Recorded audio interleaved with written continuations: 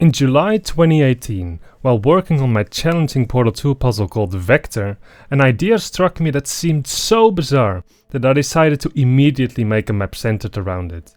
I was certain that nobody has ever thought of this idea before. It was just too subtle, surprising and frankly, crazy. In the description of the map, I wrote the following. I got this idea while working on my last puzzle, and the thought was just plain awful. Therefore, I decided to make this test, and you will probably hate me for the rest of your life after solving it. Don't get the wrong idea though, no tight timing, tossing or other shenanigans, just logic. I released the map, and one of the comments wrote, "That was very sneaky, deceptive, disreputable and unprincipled. I loved it, favored it." And another wrote, what? Dude. My one-line summary of the concept of the game Portal 2 usually goes as follows. Portal 2 is a puzzle game in which the player is given a portal gun which allows one to shoot a set of 2 portals onto flat, wide surfaces that will help the player navigate through rooms and solve puzzles. Seems reasonable, doesn't it? However, my idea at the time was to create a situation in which you would rather close the connection between the portals, seemingly defeating their entire purpose. And believe it or not, but I succeeded. But alas, I was not the first to discover this concept. I was not the pioneer that I thought I was, if only for a few days. Because the next day another comment came in from a player who had seen the idea before. In fact, they even knew what it was called. That day, the legendary Portal 2 puzzle designer Olshi wrote, "Nice and very clear, superb example of Null Portal."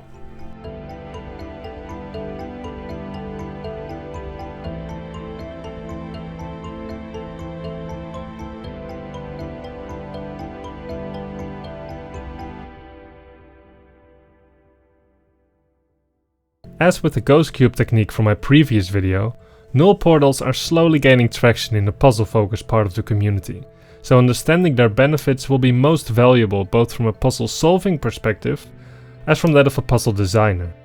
To understand null portals, we have to take a brief look at what happens when we fire our first portal when entering a new map. As you can see, because there's no second portal yet, the first portal remains closed. We can walk over it and put cubes on it, nothing will happen. It is only when we shoot our second portal that we will be able to actually make use of its properties. Of course, there are more situations in which our first portal remains closed after placing it. The most common one occurs after walking through a fizzler. This action destroys our portals and as such, the first new one to be placed will be closed. But what is the point of closed portals? They are, well, closed. They don't do anything. But this is where the magic happens. Sometimes closed portals are worth more than open ones. Null portals are truly one of the most subtle Portal 2 puzzle mechanics in existence.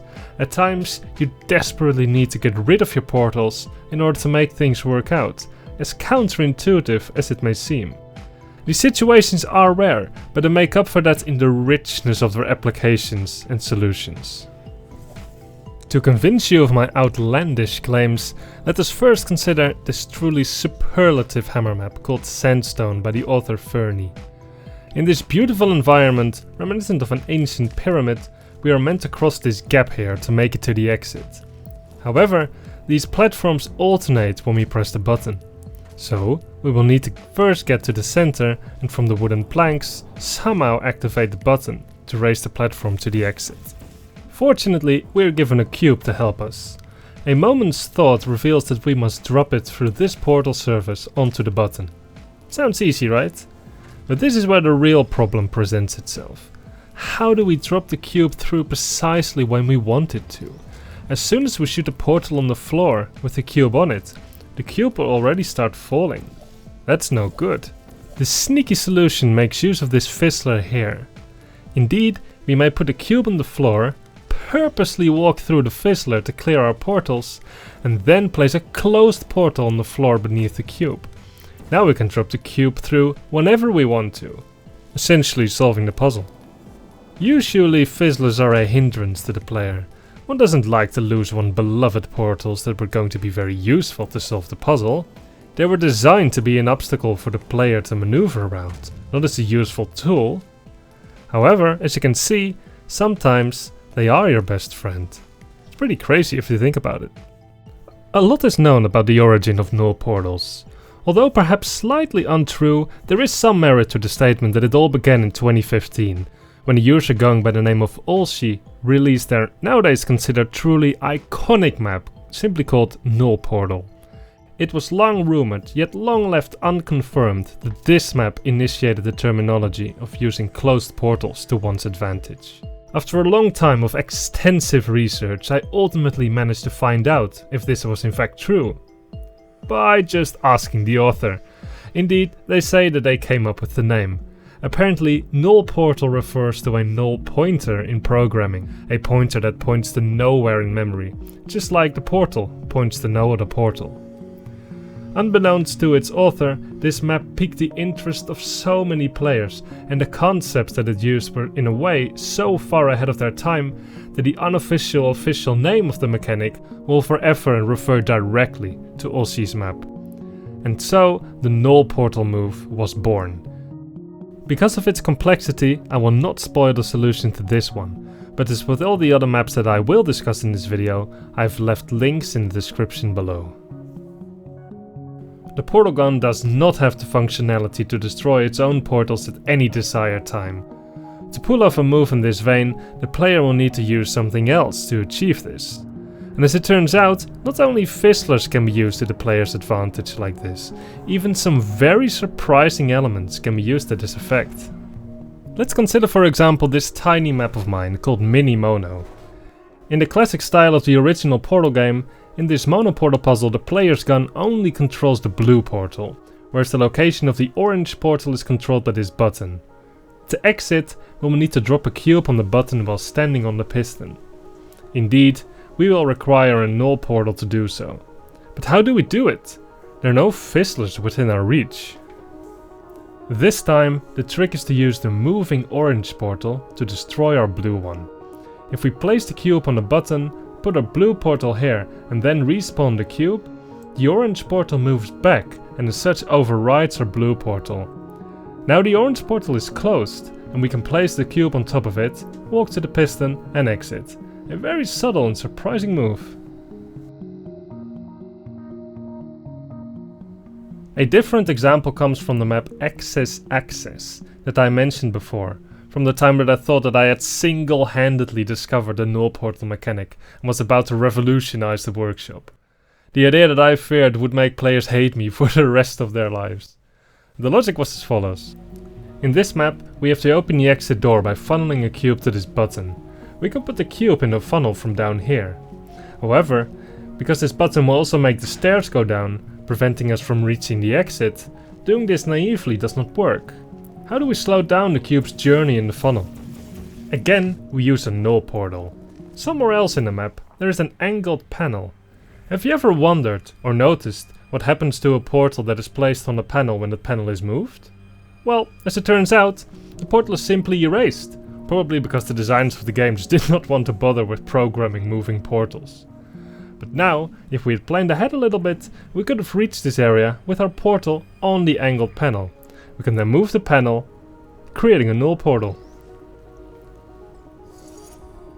Now putting the cube in the funnel gives us all the time in the world. All of the examples that we have seen so far concern precisely controlling the time of a cube moving through the portal. But there are more situations, however, in which null portals can be useful. Consider for instance this map called Polarity Gates by Volian 1. Here all we need to do is ride the funnel to the exit, and we can simply see the funnel from here. What's stopping us from just completing the map? Well, let's go back to the beginning. We enter, and to cross the gap, we must use the funnel. Interestingly, now the funnel, coming out of our very own portal, is blocking our path. We look around for any place to move our portal to, just to get the funnel out of the way. Any place will do. But sadly, there are no portal services available. Situations with very few portal services can in general be very interesting. Sometimes, some portal placements are both a blessing and a curse, like here. and not being able to easily get rid of your portals can lead to very interesting and subtle logic. In this case, the right way to proceed is to reverse the funnel by putting the cube here, so we can go with the flow to reach this area. Then we can move our portal to where we want it to be, and make the funnel blue again. So can we exit now? No! Because the blue funnel is blocking this walkway. And there's nowhere to move our portal to. How puzzling. Instead, we bring the cube to this button here, for the sole purpose of turning on this fizzler. And why would we do that? Indeed, now we can actually use it to Null Portal, and then we can exit without trouble. As a final example, I will use one more of my own recent maps called Manifold to illustrate a very subtle move that combines the Null Portal technique with ideas closely related to those discussed in my previous video about ghost cubes. A link to this video to completely understand the full context of this example can be found in the description. Here we want to ascend the piston to get to the second level. We just need to get a cube off of this button while standing over here. And the only way to do this is to respawn that cube. As such, we need to activate the laser relay from here, and this flip panel server seems like our best option. However, the only other available portal service also points at the relay, so shooting the flip panel naively doesn't work. How do we proceed? In this case, we need to create a null portal with a flip panel, but how can we ever make it work? The key here is to stack the cubes and to use a move similar to the ghost cube technique. If we respawn the cube, the panel will flip briefly and then back again, with us safely on this side. With this null portal setup, we can finally ascend the piston. A very intricate set of moves that can be very difficult to see, especially if you've never seen similar ideas before. So yeah, hopefully you're convinced that it can lead to very interesting situations when your own portals start to work against you. At least in the sense that it would be better to close one or two of them briefly to make a certain move work. Especially gravity in funnels can be relentless, and if you let them, they will force you or your cubes through your portals, even when you don't want them to. When portal services are scarce, it can be very difficult to move your portals away from where they cause some inconvenience. Getting creative with ways to force players to clear their portals can be a very fun and rewarding endeavor, and can lead to great and memorable maps. Go ahead and try it for yourself. As per usual, I've left some useful links to help you get acquainted with the Portal 2 workshop in the description below. Thank you very much for watching, I appreciate your support a great deal. I hope to see you all in the next video. Bye!